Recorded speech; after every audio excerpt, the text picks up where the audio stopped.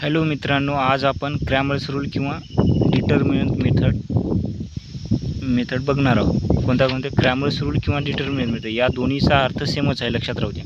Cramer's rule म्हणून एक्झाममध्ये येऊ शकते किंवा मग डिटर्मिनंट मेथड म्हणून येऊ शकते. या दोन्ही जरी आलं तर कोणत्या याच मेथडनं सॉल्व करायचं. तर या मेथडनं सॉल्व करताना एक गोष्ट लक्षात राहू द्या. सॉल्व करताना 3 स्टेप आहेत. कोणत्या step first, second and third. तर या फर्स्ट स्टेपमध्ये काय करायचं आपल्याला, इक्वेशन जे काय आपल्याला दिलेलं आहे, कोणतं लिनियर इक्वेशन, त्या लिनियर इक्वेशनला a1x + b1y = c1 आणि a2x + b2y = c2 याच्याशी कंपेअर करायचं. पहिल्या स्टेपमध्ये काय करणार, जे काही आपल्याला लिनियर इक्वेशन देतील एक्झाममध्ये ते equation linear equation a1x + b1y = c1 आणि a2x + b2y = c2 याच्याशी कंपेअर करायचं. कंपेअर करून काय करणार आपण, a1 b1 a2 b2 c1 c2 याच्या व्हॅल्यू काढून घ्यायच्या. कशाच्या, a1 a2 b1 b2 c1 c2च्या value काढून घ्यायच्या. नंतर काय करायचं, सेकंड स्टेपमध्ये काय करणार आपण, सेकंड स्टेपमध्ये काय करायचं, आपल्याला dx आणि dyच्या व्हॅल्यू काढून घ्यायच्या. कशाच्या, dx आणि dyच्या व्हॅल्यू. मग हे कशा करणार, साठी फॉर्म्युला आहे बघा. काय फॉर्म्युला आहे, a1 a2 b1 b2 a1 a2 b1 b2 हा चा फॉर्म्युला आहे. dxचा फॉर्म्युला काय, c1 c2 b1 b2. मग इथं आता आणि dyचा फॉर्म्युला काय, a1 a2 c1 c2. इथं प्रॉब्लेम इथं असा आहे, चा फॉर्म्युला आपल्याला सरासरी लक्षात राहतो. कोणता, a1 a2 b1 b2. मग हा जो सिंगल फॉर्म्युला हाच फक्त प्रॉपर लक्षात ठेवायचा. या दोनला लक्षात ठेवायची गरज नाही. त्याची मी ट्रिक सांगतो कसं लक्षात ठेवायचं ती, इकडे लक्ष द्या. तर a1 a2 आणि b1 b2 हा फॉर्म्युला आपला चा आहे. हे एवढा फॉर्म्युला लक्षात ठेवायचा. dxचा फॉर्म्युला कसा लक्षात ठेवायचा, याचा कोएफिशियंट काय, d सोबत काय, x आहे. आणि xचे कोएफिशियंट काय आहेत मला सांगा बरं. इथं बघा बरं, xचे कोएफिशियंट काय आहेत या लिनियर इक्वेशनमध्ये, a1 आणि a2 आहेत. काय आहेत, a1 आणि a2 आहेत. मग इथं काय करायचं, जेव्हा आपण dxचा फॉर्म्युला लिहितो, a1 a2ला रिप्लेस करायचं कशानं, c1 c2 या c1 c2 या फॉर्म्युल्यामध्ये, या च्या फॉर्म्युल्यामध्ये. फक्त एवढाच चेंजेस लक्षात ठेवायच्या. आणि जेव्हा आपण मग इथं काय केलं बघा बरं, या a1 a2च्या जागी मी काय ठेवलं, c1 c2 ठेवून दिलं. हे b1 b2 जशाच तसं, याला काहीही केलेलं नाही. हा जशाच तसा आहे, याला काहीच केलं नाही. फक्त काय, एक्सचा कोएफिशियंट इथं काय आहे, a1 a2, या a1 a2ला मी रिप्लेस केलं कशानं, या c1 c2.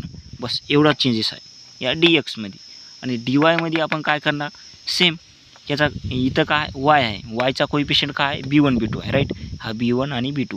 फक्त मग b1 b2ला कशाने रिप्लेस करणार, c1 c2. कशानं, b1 b2ला c1 c2 replace करायचं. कोणत्या फॉर्म्युल्यामध्ये, या च्या फॉर्म्युल्यामध्ये. कोणत्या, या च्या फॉर्म्युल्यामध्ये. बघा बरं, मग चा फॉर्म्युला काय आपल्या, a1 a2 b1 b2. मग या yच्या टर्ममध्ये, dyच्या टर्ममध्ये काय करणार आहोत आपण, या b1 b2ला रिप्लेस करायचं. a1 a2 इथं जशाच तसं बघा, इथं a1 a2 जशाच तसं रिप्लेस कशाला करायचं आपल्याला, या b1 b2ला. मग या b1 b2च्या जागी काय ठेवणार, c1 c2 राईट. ही झाली सेकंड स्टेप.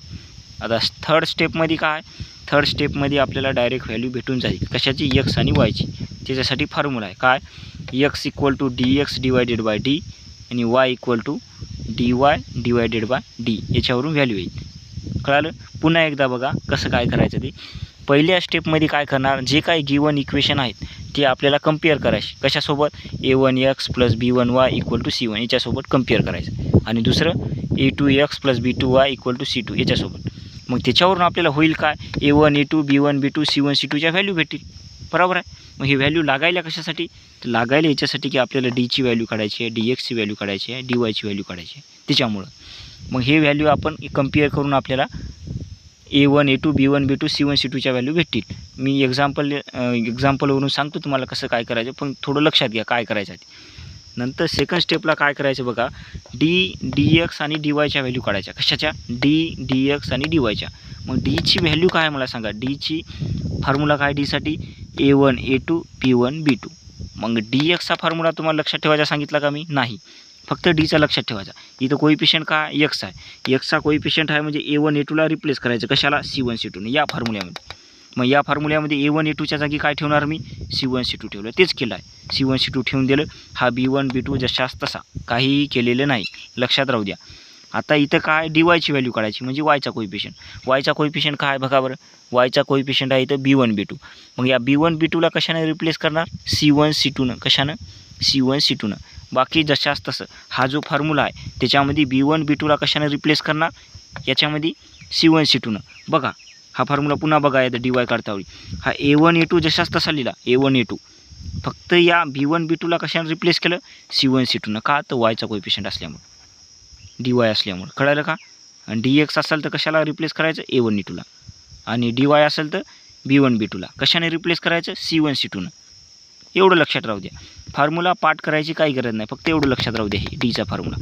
नंतर मला सांगा, आपल्याला X आणि Yची व्हॅल्यू काढायची आहे, त्याचा इंटरसेक्ट काढायचा आहे या दोघाचा. तर कसा काढणार, X इक्वल टू फॉर्म्युला आहे DX divided by D, Y equal to formula आहे DY डिवायडेड बाय D. हा फॉर्म्युला आहे. आता हे झालं आपलं काय म्हणणार, आपल्याला स्टेप झाल्या की याला कशाप्रकारे सॉल्व कशाप्रकारे करणार त्याची प्रोसेस झाली.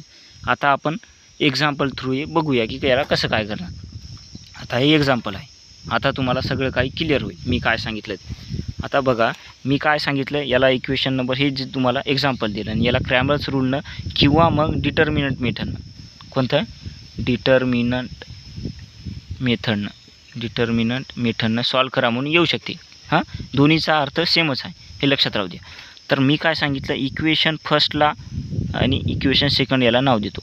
इक्वेशन फर्स्ट कशाशी कम्पेअर करायचं, फर्स्ट कम्पेअर कशाशी, A1X plus B1Y equal to C1, right. आणि इक्वेशन सेकंड कशाशी कम्पेअर करायचं बघा बरं, कम्पेअर करायचं हे A2X plus B2Y equal to C2. हेच आहे बघा आपलं जे काही रूल आहे ते. फक्त या दोन इक्वेशन संग काय करायचं आहे, कम्पेअर करायचं आहे. आणि A1 A2 B1 B2च्या व्हॅल्यू आपल्याला काढायच्या आहेत. कम्पेअर करा बरं आता इक्वेशन. आता हे इक्वेशन आहे, हे जे इक्वेशन आहे हे याच्यासोबत कम्पेअर करा. तर काय दिसते मला सांगा बरं, A1ची व्हॅल्यू काय आली इथं 5 आली. करा कम्पेअर तुम्ही, A1ची व्हॅल्यू काय आली 5 आली. तसंच मला सांगा आता B1ची व्हॅल्यू काय येते इथं, B1ची व्हॅल्यू इथं कम्पेअर करा काय आली 3 आली. B1 equal to 3. पुन्हा आणखी कम्पेअर करा, C1ची व्हॅल्यू काय आली, C1ची व्हॅल्यू आली -11, राईट. C1 इक्वल टू -11 ही व्हॅल्यू आपल्याला भेटायली. त्याच्यानंतर हे जे इक्वेशन आहे हे सेकंडशी कम्पेअर करा, कम्पेअर करा आहे. तर A2ची व्हॅल्यू आपल्याला काय भेटायली बघा बरं, A2ची व्हॅल्यू आपल्याला 2 भेटायली, A2 इक्वल टू 2, राईट. B2ची व्हॅल्यू काय भेटायली, B2 इक्वल टू 4, आता C2ची व्हॅल्यू काय भेटायली बघा, हा C2 कम्पेअर करा काय येईल -10. ही झाली आपली फर्स्ट स्टेप. काय झाली, फर्स्ट स्टेप. सेकंड स्टेपमध्ये आता काय करायचं आहे, सेकंड स्टेप बघा, फाइंड द व्हॅल्यू DX आणि DYच्या व्हॅल्यू आपल्या काढायच्या. डीसाठी तुम्हाला काय करायचं सांगितलं मी, D इक्वल टू काय फॉर्म्युला सांगा, A1 A2 B1 B2 हा फॉर्म्युला आहे कशाचा, डीचा. मग डीची व्हॅल्यू अगोदर काढून घ्या. कशी काढणार डीची व्हॅल्यू, A1 A2ची व्हॅल्यू आपल्याला भेटलेल्या आहेत ना, ठेवून द्या व्हॅल्यू. मग काय येईल, A1ची व्हॅल्यू आहे 5, A2ची व्हॅल्यू आहे 2, B1ची व्हॅल्यू आहे 3, B2ची व्हॅल्यू आहे 4. हा आपला डिटर्मिनंट झाला. डिटर्मिनंट कसा सॉल्व करणार, 5नं 4ला मल्टिप्लाय करायचं, -3नं 2ला मल्टिप्लाय करायचं, काय येईल मग हे 5 चोक 20, 20 - 6, राईट. 20 - 6 बराबर किती येईल रे, 20मधून 6 गेल्या 20 - 6 सॉरी 20 - 6 किती येईल, 14 येईल, राईट. किती येईल 14. ही झाली आपली डीची व्हॅल्यू. आत्ता तसंच मला सांगा DXची व्हॅल्यू काय येईल, DXची. मग DXसाठी मला तुम्हाला काय ट्रिक सांगितली होती पुन्हा एकदा बघा. DXसाठी Xचा कोइफिशियंट आहे, X म्हणजे हा, याला कशाने रिप्लेस करायचं, C1 C2नं. बस या फॉर्म्युल्यामध्ये या A1 A2ला C1 C2नं रिप्लेस करायचं. बघा इथं केलं, एवढंच चेंज आहे. या फॉर्म्युल्याला कशाने चेंज करायचं, या A1 A2ला काय Xचा कोइफिशियंट असल्यामुळे, Xचा कोइफिशियंट कशाने C1 C2नं रिप्लेस करायचं. बाकी जशाच तसं. तसंच DY करतावेळी कशानं काय करायचं मला सांगा, DY करतावेळी कसं काय करणार, DY करतावेळी काय करणार आपण, वायचा कोइफिशियंट बघायचा. वायचा कोइफिशियंट म्हणजे काय असतो बघा बरं, वायचा कोइफिशियंट म्हणजे B1 B2 असतो, राईट. मग B1 B2ला कशाने रिप्लेस करणार, C1 C2नं रिप्लेस करणार या फॉर्म्युल्यामध्ये, कोणत्या डीच्या फॉर्म्युल्यामध्ये. मग हे A1 A2 हे जशाच तसं या dy साठी, आणि या B1 B2ला रिप्लेस करायचे कशानं, C1 C2नं. C1 C2 हे दोघांचे फॉर्म्युले मी लिहून घेतले ॲट अ टाईम. आता मला सांगा C1 C2ची व्हॅल्यू काय आहे. C1 आणि C2 ही C1ची व्हॅल्यू आहे -11, C2ची व्हॅल्यू आहे -10. -11 -10. B1 B2ची व्हॅल्यू काय 3, 4. हे 3 आणि 4. हा डिटर्मिनंट सॉल्व करा. कसं काय होईल बघा बरं. -11 गुणिले 4 -3 गुणिले -10. कसं करणार मग याला. इथं पहिल्या सुरूला डिजिटचं मल्टिप्लिकेशन करून घ्या. कोणतं 11 गुणिले 4. 11 गुणिले 4 किती येतं 44 राईट. आता बघा साईन बघा. मायनस गुणिले प्लस याचं काही नसते म्हणजे काय असते प्लस असते. या 4चं साईन काय प्लस आहे. मग मायनस गुणिले प्लस काय येते म्हणून सांगितलं होतं तुम्हाला मी. बघा बरं मायनस गुणिले प्लस इक्वल टू अगोदरच्या लेक्चर मी सांगितलं होतं मायनस येते. मग याची व्हॅल्यू काय येईल -44 राईट. -44 मायनस गुणिले प्लस म्हणजे काय ते मायनस येते. आता पुढच्या टर्ममध्ये बघा हा मायनस आहे गुणिले मायनस. मायनस गुणिले मायनस काय येते मायनस गुणिले मायनस इक्वल टू प्लस येते म्हणून तुम्हाला सांगितलं होतं. काय येते प्लस. साईनची भानगड मिटली. काय येते इथं थोडंसं खालीत लिहितो बघा. 11 गुणिले 4. 11 4 किती येतं 44 बरोबर आहे. आणि मायनस गुणिले प्लस काय येईल मायनस येते. हा नियम आहे आपला.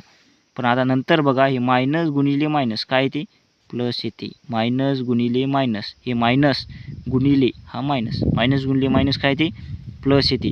10 गुणिले 3 किती येते 30. शिल्लक किती राहिले 14. याचं पण एक्झाम्पल सांगितलं होतं तुम्हाला.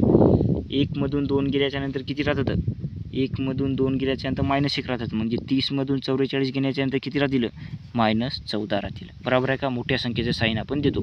ही व्हॅल्यू झाली आपली dxची व्हॅल्यू आपली निघाली. कशाची dxची व्हॅल्यू आपली काय निघाली -14. तर dy ची व्हॅल्यू काढूया आपण. काय राहिलं आपलं आता dy काढायचं राहिले. मग dy ची व्हॅल्यू काढण्यासाठी बघा A1 A2ची व्हॅल्यू बघा 5, 2 हे 5 लिहिले आणि 2. C1 C2ची व्हॅल्यू काय C1 C2ची व्हॅल्यू आहे -11 -10. हा डिटर्मिनंट आपण सॉल्व करूया. कसा करणार 5 × -10 -11 गुणिले 2 बरोबर आहे का. -11 गुणिले 2 कसं सॉल्व करणार मग याला.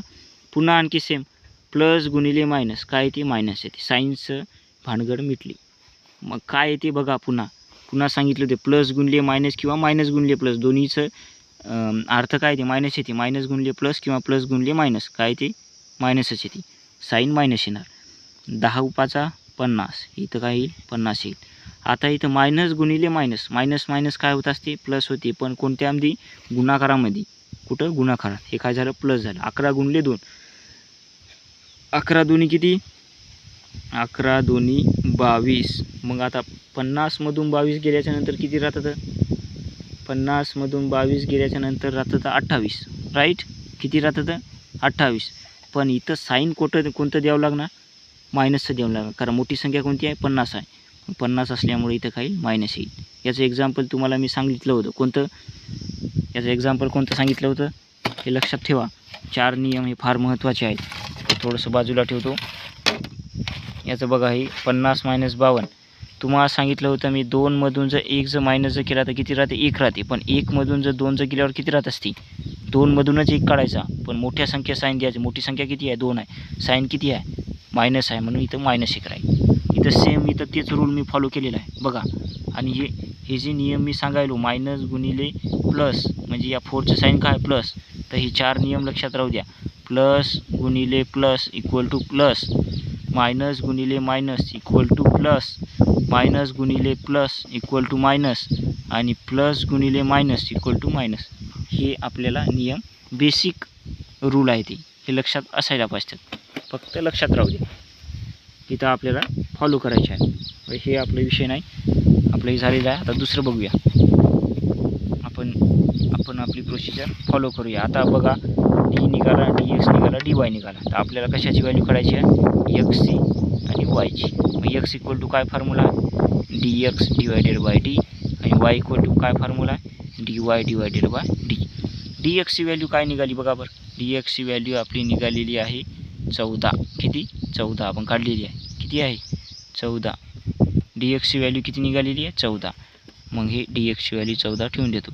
डीची व्हॅल्यू किती निघाली, सॉरी हे डीची व्हॅल्यू आहे, ही जी किती आहे डी एक्सची व्हॅल्यू आपली -14 निघालेली आहे. बघा एकदा पुन्हा एकदा डी एक्सची व्हॅल्यू आपली -14 निघालेली आहे आणि डीची व्हॅल्यू आपली 14 निघालेली आहे. तर याचे भागाकार काय येते -1 येते, बरोबर आहे. तसेच आता डी वायची व्हॅल्यू काय येईल मला बघा बरं, डी वाय इक्वल टू -28, बरोबर आहे, -28. आणि डीची व्हॅल्यू काय, डीची व्हॅल्यू आपली 14. तर किती येईल 14 दोन्ही 28, किती येईल -2. मग एक्स आणि वायची व्हॅल्यू काय भेटलेली आहे आपल्याला, एक्स आणि वायची व्हॅल्यू -2, -1, -2. पुन्हा एकदा एक्झाम्पल बघा काय केलेलं आहे ते आपण पहिल्या सुरूला आपण काय केलं आहे या एक्झाम्पलमध्ये जे काही गिवन इक्वेशन दिलेले आहेत कोणते कोणते, हे फर्स्ट आणि सेकंड याला अगोदर नंबरिंग दिली आणि फर्स्ट जे काही इक्वेशन आहे ते कशाशी कम्पेअर केलं, a1x b1y equal to c1. Second equation कशाशी कम्पेअर केलं, a2x b2y equal to c2. Compare करून काय केलं आपण a1 b1 c1 a2 b2 c2च्या value करा. बघा तुम्ही a1ची व्हॅल्यू काय आली 5 आली, b1ची व्हॅल्यू काय आली 3 आली, c1ची व्हॅल्यू काय आली -11. तसंच मला सांगा a2ची व्हॅल्यू काय आली 2 आली, b2ची व्हॅल्यू काय आली बघा, b2ची व्हॅल्यू आली 4 आली, c2ची व्हॅल्यू काय आली -10 आली, राईट. ही व्हॅल्यू आपण काढून घेतल्या पहिल्या स्टेपमध्ये. सेकंड स्टेपमध्ये तुम्हाला काय सांगितलं, डी एक्स आणि डी वायच्या व्हॅल्यू आपण फाइंड आउट करायच्या. मग डीसाठी फॉर्म्युला लक्षात ठेवा म्हणून सांगितलं होतं काय, a1 a2 b1 b2. हा कशाचा फॉर्म्युला आहे, डीचा. मग डीचा फॉर्म्युला माहीत आहे. मग a1 a2 याच्या व्हॅल्यू पण आपल्याला मिळालेल्या आहेत या इक्वेशनवर, हे व्हॅल्यू इथं ठेवून दिल्या. मग पुन्हा याला काय केलं, सॉल्व केलं. 5 × 4 म्हणजे किती, 5 × 20, 20मधून 6 गेल्याच्या 14 राहतात, हा विषय नाही. फक्त आता इथं प्रॉब्लेम याला डी एक्स आणि डी वायचा फॉर्म्युला लक्षात कसं ठेवा, याच्यासाठी मी ट्रिक सांगितली होती का, हा एक्सचा कोइफिशियंट म्हणजे a1 a2ला कशाने रिप्लेस करायचं, c1 c2नं, बस एवढाच चेंज. बाकी जशास तसं डी वायमध्ये हे कशाचा कोइफिशियंट आहे, b1 b2चा कोइफिशियंट आहे. मग b1 b2ला कशाने रिप्लेस करायचं, c1 c2नं. बघा c1 c2नं रिप्लेस केलं, राईट. मग c1 c2नं इथं काय केलं मी रिप्लेस करून टाकलं. हे दोन्ही फॉर्म्युले असे लक्षात ठेवायचे. आता मला सांगा c1 c2 b1 b2 याच्या व्हॅल्यू तुम्हाला माहीत होता.